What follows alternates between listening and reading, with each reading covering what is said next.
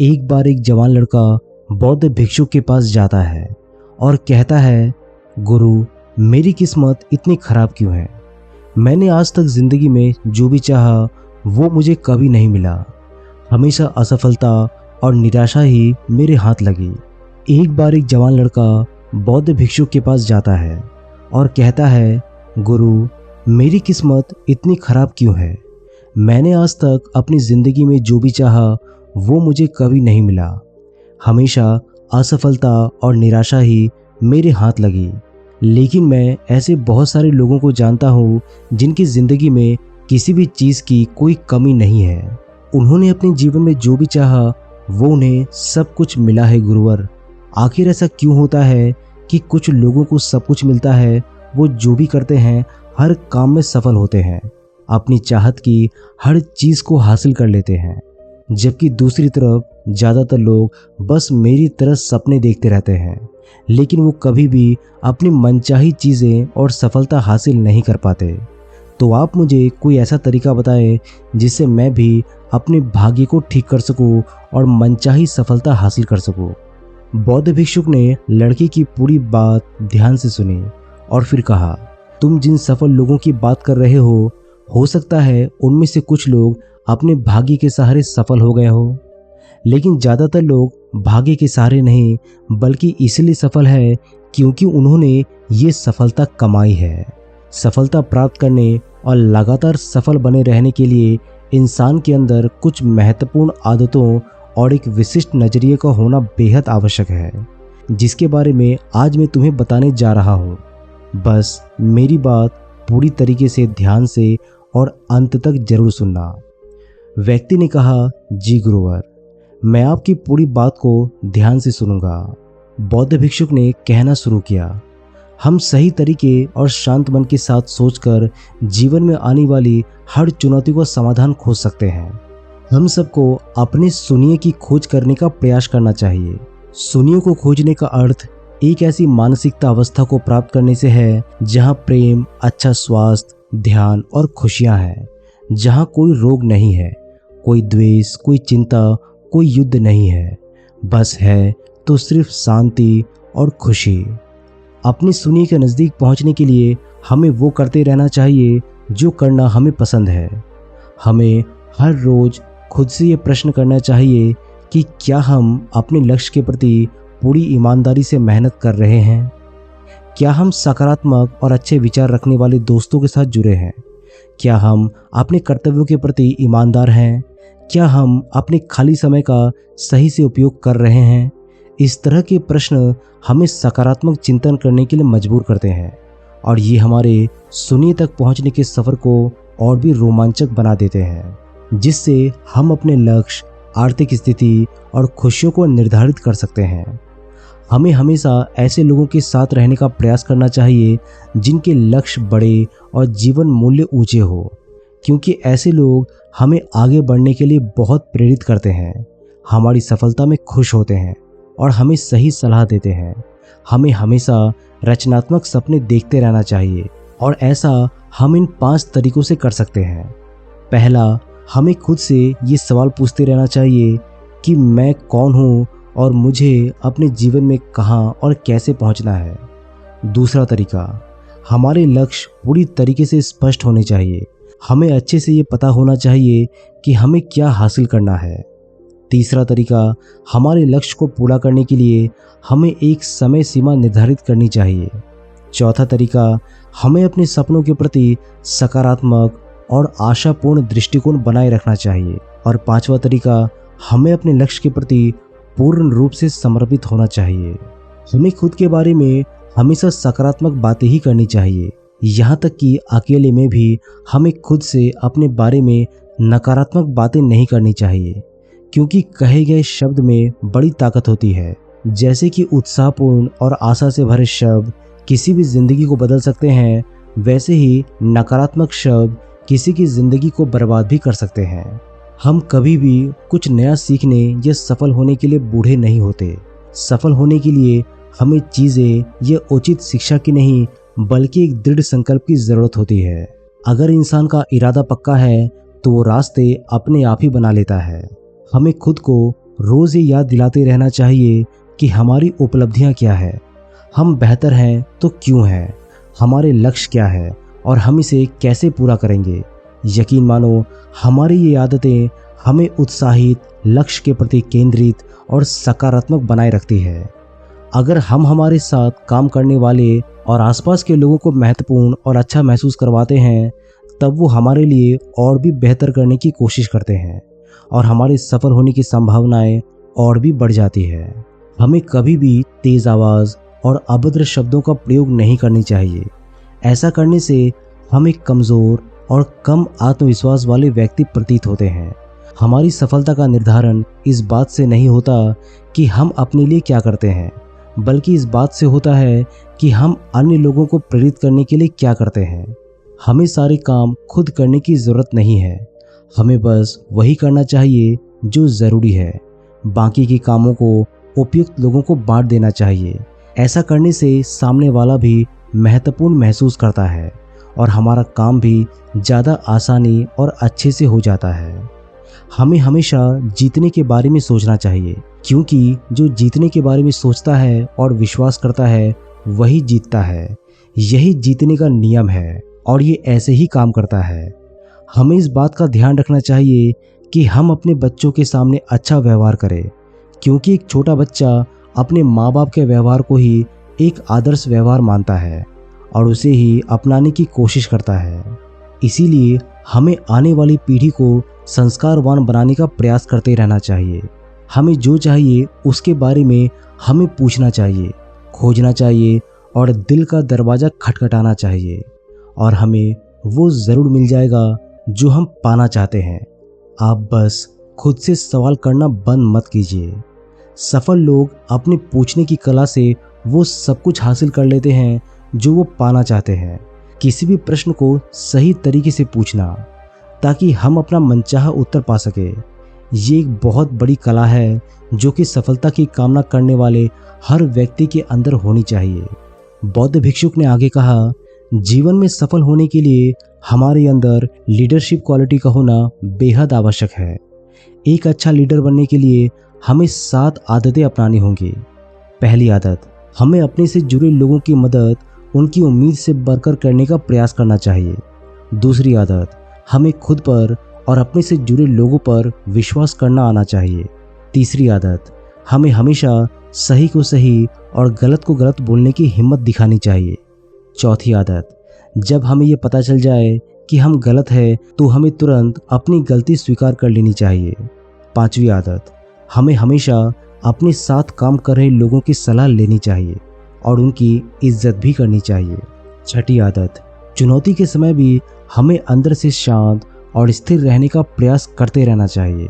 सातवीं आदत, हमें काम को इतनी लगन और जिम्मेदारी के साथ करना चाहिए कि हम दूसरों के लिए एक उदाहरण बने और वो हमारे काम करने के तरीकों का अनुसरण कर सके। एक बात याद रखो, हमारा दिमाग बहुत अमूल्य है। हमें इसकी देखरेख ऐसी करनी चाहिए जैसे हम दूसरे कीमती सामानों की करते हैं। हमने अब तक जो भी हासिल किया है या कर सकते हैं, उन सब का एकमात्र स्रोत हमारा दिमाग ही है। इसीलिए हमें इसे साफ सुथरा रखने का प्रयास करते रहना चाहिए। इसके लिए हमें बुरी, दहशत भरी, नफरत भरी और नकारात्मक बातें फैलाने वाले लोगों से दूर भी रहना चाहिए और ऐसे लोगों का साथ करना चाहिए जिनकी लक्ष्य बड़ी और सोच सकारात्मक हो। हमें कभी भी जिम्मेदारियों से भागना नहीं चाहिए, क्योंकि जिम्मेदारी ही हमें एक मजबूत और अनुभवी इंसान बनाती है, जो कि बाद में हमारी बड़ी सफलता का कारण भी बनते हैं। हम हमारे काम के लिए उन लोगों से सलाह लेनी चाहिए जो पहले ही उस काम में सफल हो चुके हैं या उस क्षेत्र के जानकार हैं, ना कि उन लोगों से जो असफल होकर लोगों के बीच उस काम के प्रति डर को फैलाते रहते हैं। हमें हमारे अतीत, वर्तमान और आसपास के लोगों के बारे में हमेशा अच्छा ही बोलना चाहिए और अगर हम किसी के बारे में अच्छा नहीं बोल सकते तो हमें चुप रहना चाहिए। हमें कुछ पाने के लिए उससे ज़्यादा देने के लिए तैयार रहना चाहिए। हमें दूसरों के साथ भी वैसा ही व्यवहार करना चाहिए जैसा हम चाहते हैं कि वो हमारे साथ करे। हमें बिना उनसे कोई उम्मीद रखे लोगों की सहायता करने का प्रयास करते रहना चाहिए और इस ब्रह्मांड की शक्ति का हमेशा धन्यवाद अदा करना चाहिए कि उसने हमें मदद करने लायक बनाया। ऐसा करने से हम अंदर से खुशी और अपने काम के प्रति उत्साहित महसूस करते हैं। हमें लोगों को उपहार देने की कला आनी चाहिए। हम सही तरीके से उपहार देकर किसी का भी दिल जीत सकते हैं। उपहार देने के कुछ तरीके हैं जिनके बारे में हमें पता होना चाहिए। फलों से भरी टोकरी जैसे उपहारों से भी ज़्यादा अगर कुछ सामने वाले के दिल में कुछ होता है तो वो है हमारे अमूर्त उपहार, जैसे हमारे किसी अपने के पास जाकर उनके साथ थोड़ा समय बिताना, किसी बीमार दोस्त के घर जाकर उनका हालचाल पूछना, हमारी सहायता करने वाले लोगों का सार्वजनिक रूप से धन्यवाद अदा करना इत्यादि। हमें किसी को उपहार देने से पहले उस उपहार को उस व्यक्ति के अनुरूप बनाने का प्रयास करना चाहिए जिसे हम उपहार देने वाले हैं। हम उपहार देते समय उसकी कीमत पर नहीं बल्कि उपहार लेने वाले का उस उपहार के साथ भावनात्मक लगाव बढ़ाने पर ध्यान देना चाहिए। अगर हम किसी को उपहार तब देते हैं जब सामने वाले की उम्मीद ही ना हो तो उपहार की कीमत अमूल्य हो जाती है। हमें उपहार देते समय उससे थोड़ा सजाकर देना चाहिए, जैसे एक व्यक्तिगत पत्र या फूल के साथ हम हमारे साथ काम कर रहे लोगों के विचार, अच्छे सुझाव और उनकी बुद्धिमत्ता की प्रशंसा करनी चाहिए। उन्हें काम से जुड़े मुद्दों पर निर्णय लेने के लिए प्रोत्साहित करते रहना चाहिए। ऐसा करके हम उनके मनोबल को बढ़ाते हैं और वो खुद को एक महत्वपूर्ण, उपयोगी वो आवश्यक महसूस करते हैं और हमारे प्रति उनका विश्वास और भी बढ़ जाता है। हम दूसरों पर अपना सकारात्मक प्रभाव उनके मन और आत्मा का सही पोषण देकर आसानी से बना सकते हैं।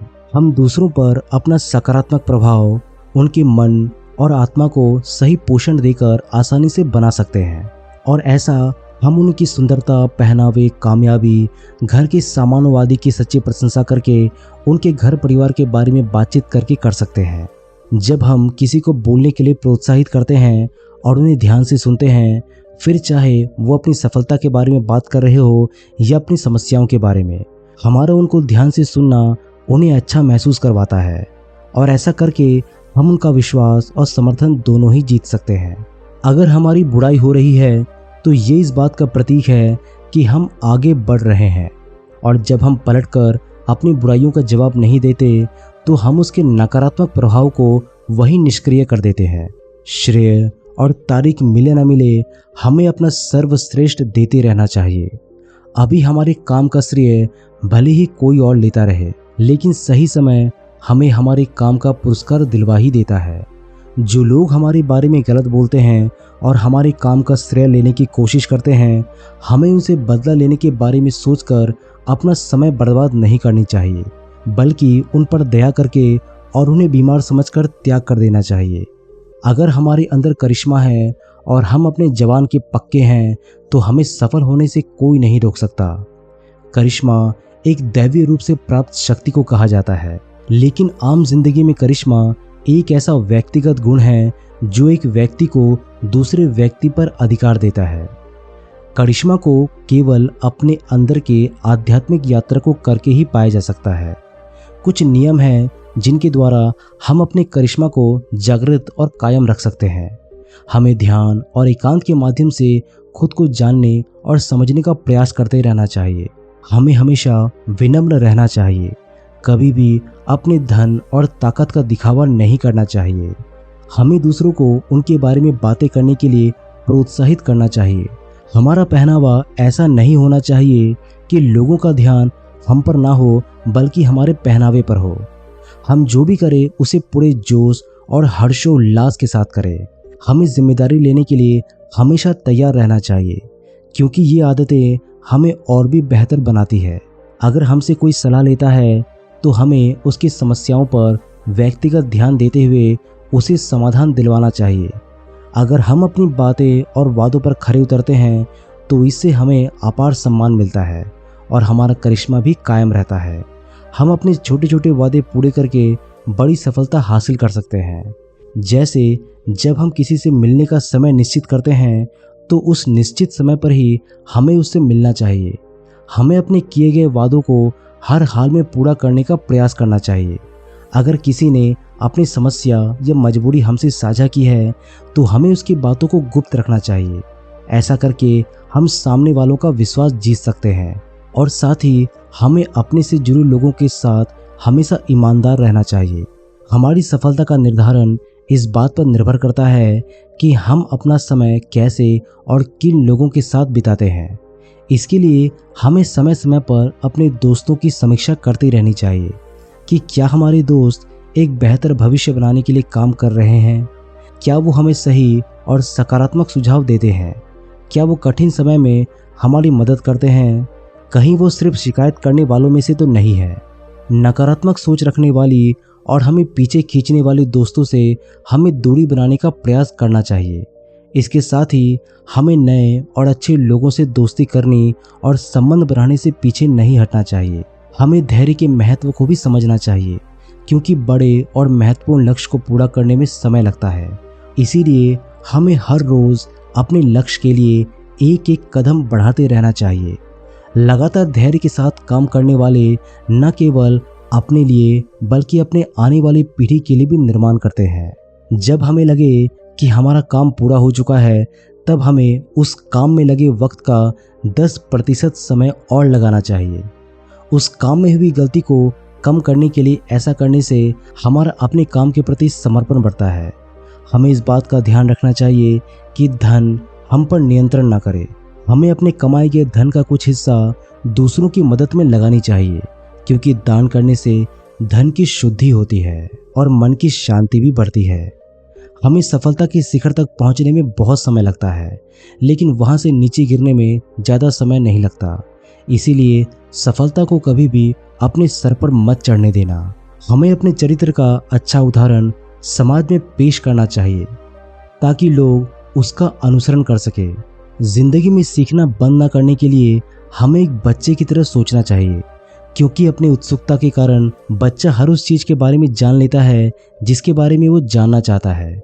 हमें भविष्य के बारे में स्पष्टता से सोचने के लिए फिर से एक बच्चा बनना चाहिए और फिर से शुरू करना चाहिए। हमें बुद्धिमान लोगों की संगत करनी चाहिए जो हमें समृद्ध बनाए, ऊपर उठाए, प्रोत्साहित करे, सफलता और जीने का मज़ा हमारे साथ साझा करे। तब हम अपने सबसे अच्छे समय को उभरते हुए देख सकते हैं।